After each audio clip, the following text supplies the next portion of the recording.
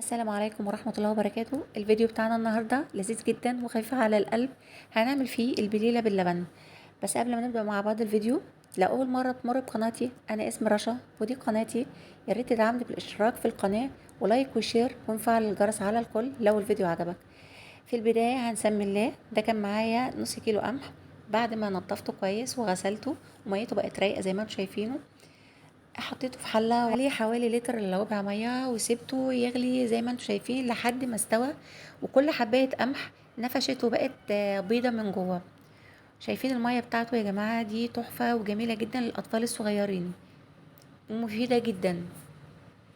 وهنا بعد ما القمح بتاعنا استوى كويس واتفتح، كل حبايه اتفتحت وخرجت الابيض اللي جواها، هننزل عليه بحوالي لتر لبن كامل الدسم مع التقليب المستمر. وبعدين هنزل بكيس او كيسين فانيليا على حسب الرغبة. انا هنا حطيت 2 كيس فانيليا، بتدي ريحة تحفة في البليلة. وبعدين انا نزلت بخطوة اضافية، حطيت شوية جوز هند مبشور.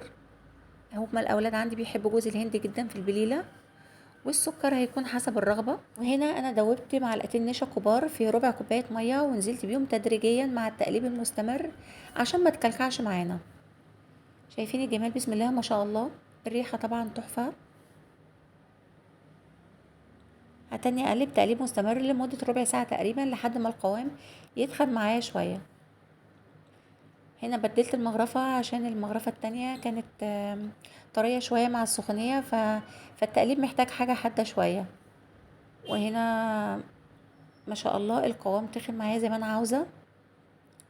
مع التقليب المستمر مفيش ولا حبايه لزقت في التانية. ويا سلام بقى لو عندك شويه كنافه وتحمصيهم في طاسه كده على النار وتنزلي بيهم على البليله، بتبقى تحفه تحفه. للاسف انا ما كانش عندي كنافه. وكده خلصنا، وادي النتيجه النهائيه وبالف هنا على قلبكم. يا ريت لو الفيديو عجبكم ما تنسوش تدعموني بالاشتراك في القناه ونفعل الجرس على الكل. والسلام عليكم ورحمه الله وبركاته.